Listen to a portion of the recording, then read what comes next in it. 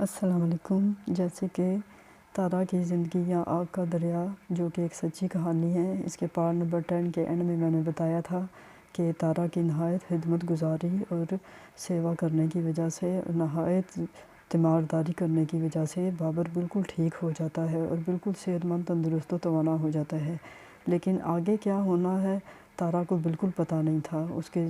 جو زندگی میں ایک غم کا پہاڑ نیا آنے والا تھا، اس کو بالکل معلوم نہیں تھا کہ کیا ہونے والا ہے، جو کہ میں اب آپ کو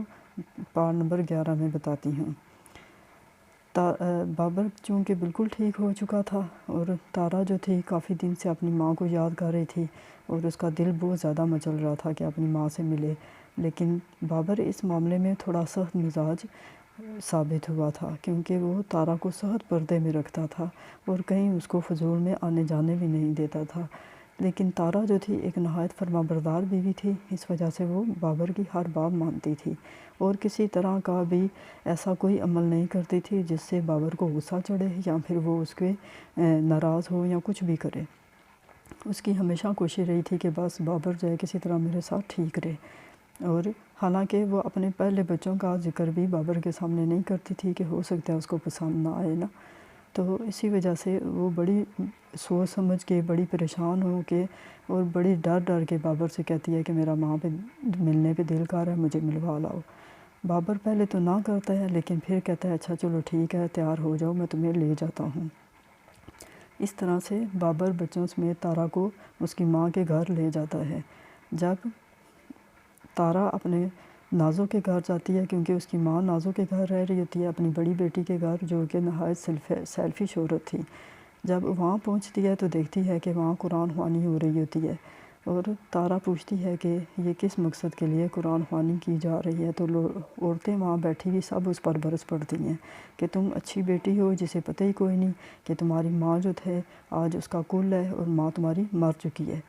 یہ بات سن کر تو تارا کے ہوش اڑ جاتے ہیں، کیونکہ اس پہ تو ایک ظلم کا ایک اور پہاڑ ایسا ٹوٹ جاتا ہے جس کا کوئی ازالہ نہیں کر سکتا، کیونکہ اس کی اپنی سگی بہن جو نازو تھی، اس نے اس کو گوارا نہیں کیا کہ بتائے کہ اس کی ماں مرنے والی ہے یا بیمار ہے تو وہ اس کو مل جائے، یا پھر مر گئی ہے اس کا آ کے چہرہ دیکھ لے، اس کی میت کو دیکھ لے، اس کے مرنے میں جنازے میں شامل ہو جائے۔ تارا کو تو یقین ہی نہیں آتا کہ اس کے پاس اس کی اپنی سگی بہن جو تھی نازو، اس نے اتنا بڑا ظلم اس کے ساتھ کر دیا ہے۔ وہ یہ سن کر اپنے ہوش و حواس کھو بیٹھتی ہے اور فوراً سے نیچے گر جاتی ہے اور بے ہوش ہو جاتی ہے۔ اب دوسری عورتیں باغی آتی ہیں، اس کو دیکھتی ہیں، پانی وغیرہ دینے کی کوشش کرتی ہیں، لیکن وہ تو بالکل بے سدھ ہو چکی ہوتی ہے، کیونکہ اس کا دل اور دماغ جو تھا اتنی بڑی بری خبر سننے پر بالکل جو تھا اس کے ہاتھوں سے نکل چکا تھا اور وہ بالکل بے سدھ ہو چکی تھی، بے ہوش ہو چکی تھی۔ اب اس کی حالت ایسی تھی کہ جیسے وہ بھی مر جائے گی ماں کا سن کے۔ دوسری عورتیں پریشان ہوتی ہیں، لیکن نازو کو اس بات سے کوئی فکر نہیں ہوتا۔ بابر اس کو کہتا ہے کہ تم نے یہ بہت بڑا ظلم کیا ہے، تم نے ایسے کیوں کیا؟ تمہیں کم از کم اپنی بہن کو بتانا چاہیے تھا کہ وہ اپنی ماں کا آخری وقت میں منہ تو دیکھ لیتی نا، کہ بھئی یہ تو ساری زندگی کے لیے اس کے لیے کتنی بڑی ایک عذاب اور ٹینشن کی بات ہے کہ تم نے اس کی ماں کو شکل نہیں دیکھنے دی۔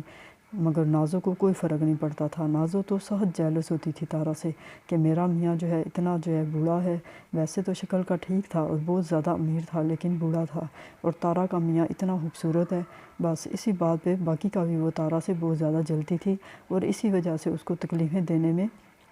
کوشاں رہتی تھی، اور اب تو اس کو صحیح موقع ملا تھا کہ وہ اس کو صحیح طرح کر کے تکلیف پہنچا سکتی، اور اس نے اتنا بڑا ظلم تارا کے ساتھ کر دیا کہ اس کو اپنی ماں کے مرنے کا بھی نہیں بتایا، تاکہ وہ شامل نہ ہو سکے اور ساری زندگی اس بات کی تڑپ دل میں رکھے کہ وہ اپنی ماں کی شکل نہیں دے سکی۔ اب بابر جب تارا کی حالت دیکھتا ہے کہ بہت زیادہ نازک ہے، بہت خراب ہے، اس کو تو ہوش ہی نہیں آ رہا، تو وہ پھر فوراً اس کو ڈاکٹر کسی کے پاس کہ بھئی اس کو لے جاؤں، ڈاکٹر کے پاس لے کر جاتا ہے، 7 بچوں کو اٹھاتا ہے، سنبھالتا ہے اور پھر تارا کو بھی ساتھ لے کر جاتا ہے۔ لیکن اس کی بہن جو تھی تارا کی ٹس سے مس نہیں ہوتی، ورنہ کوئی اور بہن ہوتی تو کہتی کہ میں بھی ساتھ چلتی ہوں، لیکن وہ اندر سے بہت زیادہ خوش ہو رہی تھی کہ ٹھیک ہے، میں نے تارا کو ایک نہایت زبردست چوٹ پہنچا دیا جس کا ازالہ یہ ساری زندگی نہیں کرے گی اور تڑپتی رہے گی، کہ بھئی جو ہے نا دل سے خار کھاتی تھی نا نازو اس کے ساتھ، اس وجہ سے۔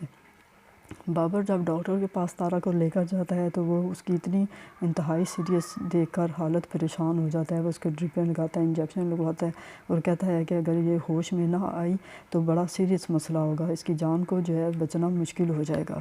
بابر بھی اپنی جگہ پر بہت سخت پریشان ہوتا ہے کیونکہ اس کے 2 بچے ہوتے ہیں چھوٹے چھوٹے، پھر ان کو کون سنبھالے گا اور کون دیکھے گا. پہلے تو یہ بات تھی، پھر ظاہر ہے اس کا بنا بنایا گھر خراب ہو جائے گا. اس کو بھی بڑی سخت پریشانی ہوتی ہے، پوری رات ہاسپٹل میں بیٹھ کر گزرتی ہے. آخر صبح نازو کی طبیعت سنبھل نازو کی دی ہوئی چوٹ جو تھی اس سے تارا تھوڑا باہر نکل آتی ہے اور تارا کی طبیعت کچھ ٹھیک ہو جاتی ہے. تو پھر ڈاکٹر سے اجازت لے کر